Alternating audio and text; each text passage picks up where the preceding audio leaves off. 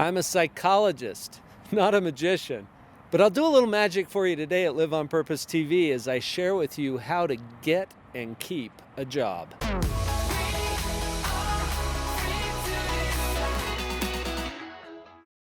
I have a colleague who has a t-shirt that says, "I'm a psychologist, not a magician." I always got a kick out of that because sometimes people want us to perform magic for them, right? In their life. I happen to have my magic wand ready to go. I have a trick prepared for you that will amaze and astound you forever. These 3 boxes are going to help us learn how to keep a job. I am prepared today to practice some magic in your life. So look at these 3 boxes for starters. I love this trick. For this trick to work, I have to find a $100 bill. There's one. Okay, I have a regular $100 bill, US currency. I'm going to place this $100 bill into box 1. Now, here's how the trick works. This box does the same thing every single time. I just give it a little shake. You can hear that $100 bill in there. Okay, and that should be about long enough. And then as I open up that box and dump out the contents on the table, look! $200! Wow! Are you as excited as I am about this? Who wants one of these? Wouldn't that be awesome? If you had box 1 and it always gave you the same result, how often would you be putting money into box 1? Yeah, me too. I'd be hiring people to do it while I sleep because you put 1 in, you get 2 out. That is so cool. Awesome. I'm going to put that one right back in my pocket. And then let's use this other one to test out box 2. Are you excited for box 2? Okay, here we go. Same thing. We'll put that $100 into box 2. Now, I'll do the same thing that I did with box 1. I'm just going to give it a little shake. You can hear it in there. Okay, that should be enough. And every single time, here's the result from box 2. What do you know? $100. How awesome is that? You're not as excited about box 2. I wasn't either. In fact, I showed this to a kid not too long ago and he said, what's the point? Right? Hey, at least we got our $100 back. That's good, right? Now, as you compare box 1 and box 2, what do you notice about how excited you would be about having either one of these boxes? How hard would it be to convince other people to put their own money into box 2? It's going to be a little harder now, right? Especially if they have a choice between box 1 and box 2. Okay, you excited about this one? Some people get nervous about box 3. Let's try this same $100 bill into box 3. We'll just put it in there. Okay, now we're going to shake it up. You can hear it in there. Takes about that long. That's probably good enough. Okay, now let's dump out box 3.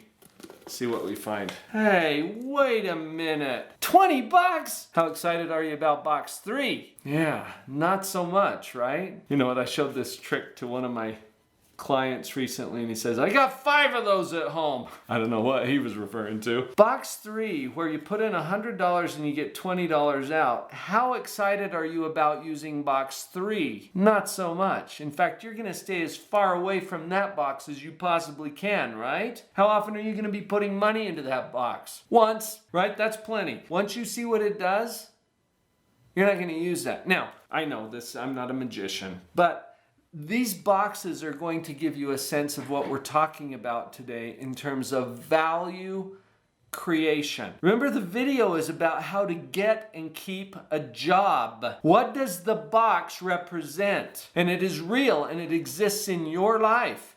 What does the box represent? Now, some of you might be thinking, well, it's an investment or it's a job. Maybe it's a job, right? You put something into it, you get something out of it. Okay.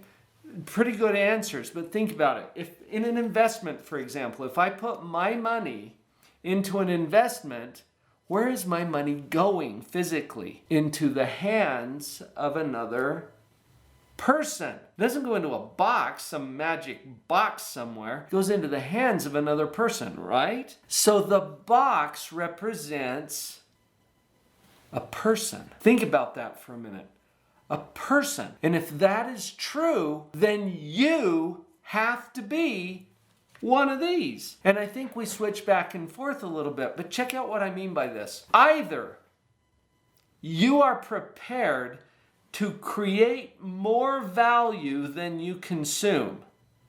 That's box one. Or it's a zero-sum game, which means that we're breaking even. At least we're not losing anything. That's box two. Or you're consuming more than you produce. That's box three. You've heard the phrase, you suck. That's what we're talking about. Because, and I don't mean that in any rude kind of a way. I mean, you suck resources. It takes more to sustain you than what you are producing. That's box three. That's how I'm defining that term. So it's got to be one of the three. Which one are you? I got to tell you a quick story about my dad that illustrates this really well. My dad is a woodworker, and he likes to turn things on his lathe. This is something that he created. Now that might not look special to you right now, but if you were to look through this end of it, you would see that this is a kaleidoscope. And it's a beautiful image that you can see as you look through this beautifully handcrafted wood kaleidoscope. Let's say that my dad is sitting there and he's just kind of twiddling his thumbs and wondering what he's going to do. And I approach him and I say, hey, Dad, why don't you make some of those cool kaleidoscopes? Because I'd like to have one in my office. He's like, well, I would, but I don't have any wood or glass or mirrors that I would need to make a kaleidoscope. Well, Dad, what if I gave you 20 bucks? Okay? What if I gave you 20 bucks? Could you go create some? Could you get enough materials to make some? Oh, yeah, I could probably make 10 of them with $20 of material. Oh, really? Awesome. So I put my $20 into my dad's hands. Okay?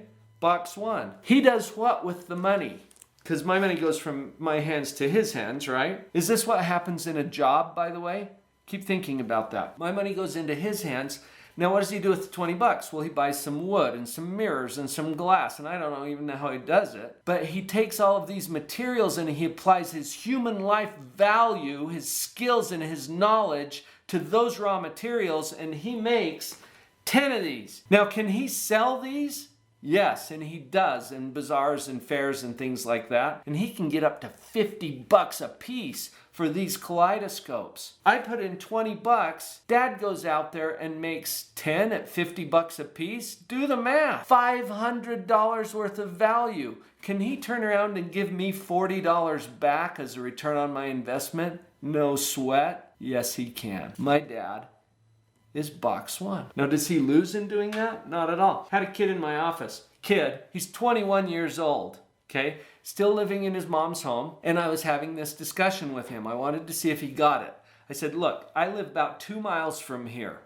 I've got a lawn that needs mowing. I want to hire someone to mow my lawn. It's just a little bitty lawn, okay, little wedge-shaped thing on a cul-de-sac, and it takes me maybe a half hour to do the whole thing, mowing it and trimming. And I said, what if I were to offer a job opportunity for you or anyone else who wants to apply to mow my lawn, and I'm willing to pay 25 bucks for you to mow my lawn? Okay, now I've got his attention. He's like, 25 bucks, half hour work? Oh yeah, I'm down. Right? Okay, before I hire you, I got to know this. I'm not going to hire anybody until they can answer this question. If I am willing to pay you 25 bucks to mow my lawn, the question I have is, will you do a $25 job for me? I got to know that before I can hire you. What do you think this guy said? Oh yeah. He's like, yeah, absolutely. I'll do a $25 job for you.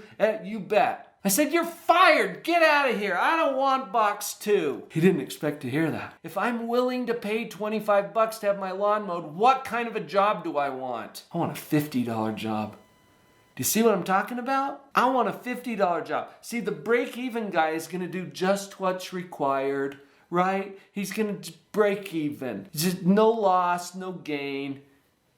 Just do what's required, right? I don't want that guy. I certainly don't want this guy, because this guy is sneaking into my freezer out there in the garage and stealing ice cream, all right? And he's leaving big swatches in the lawn, and it doesn't look good at all. He doesn't even sweep the walks. This guy's gonna do what's required. What kind of a job do I want?